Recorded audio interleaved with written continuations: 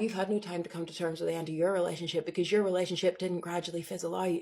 Your relationship ended when it seemed that it was at its most wonderful. See, where a breakup is a legitimate breakup, the two people know, the two people feel it common. Either feelings just aren't what they once were, or you've tried to make the relationship work. You've exhausted every avenue and you just can't make it work. Two people know. You can internally kind of start to prepare for that. Your relationship didn't gradually die out. It didn't slowly come to an end. It didn't just kind of trickle away and lose its spark. Your relationship ended when it seemed like things were wonderful. When two people grow apart or fall out of love, yes, it hurts, but it's not confusing. You understand what took place. Your breakup with your avoidant wasn't like this. There wasn't a slow fading out. There wasn't a warning sign. There wasn't a conversation. There certainly were not answers, and there was no clarity. You were making plans. You were actually making plans for the future. You had invested emotionally, and they had seemed to invest emotionally in ways that made you both feel so seen and so safe and so chosen and just so right. Everything looked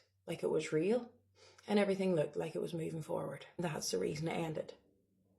That's the reason it ended.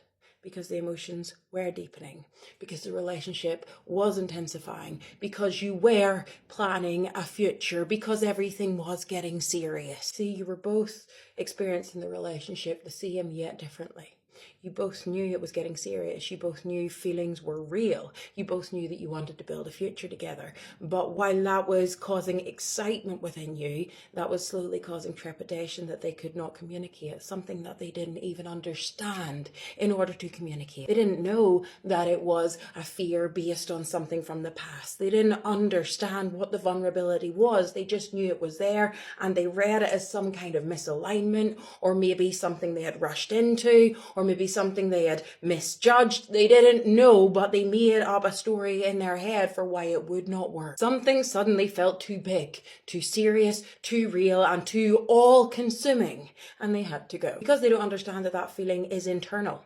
It's all about their experience, not the relationship, their experience. They look outside of themselves for an explanation. That's why you're so confused, because they either gave you no reason, or the reason they gave you seemed so painfully insignificant. The relationship that was so serious and so full of love and so passionate was reduced to things like, we have a difference of opinion on this tiny little thing, or we like different music, or different TV shows. They're absurd because they are ordinary differences that occur in every healthy relationship. So you naturally draw the conclusion that you just weren't enough. You decide that they fell out of love with you and they just didn't have the heart to tell you. They can't articulate something that's going on inside that they can't even understand themselves. They also don't like to take accountability. So pointing the fingers this way, they don't like that. They also don't like being vulnerable. So telling you that they're not sure if it's fear, they're not gonna do that. Instead,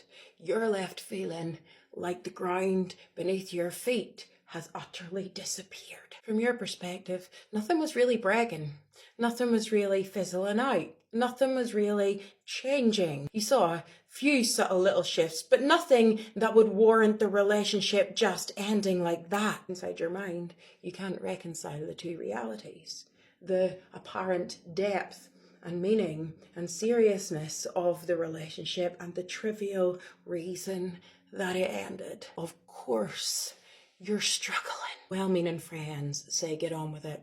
He's made it clear, just move on. And as much as I would love you to be in that place where you could, this is a kind of different scenario. You're not actually at the grieving the loss of the relationship stage yet. You're still at the trying to figure out what on earth happened. Every avoidant has a limit.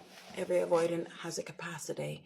And that was theirs. Someone with an avoidant attachment ends at the peak of intimacy. It is not because they stopped caring. It is not because you did anything wrong. And it is not because you were believing some kind of lie. It's because they could not feel the feelings that they had and sustain that relationship without wanting to run. They were scared. I am so, so glad that you found me.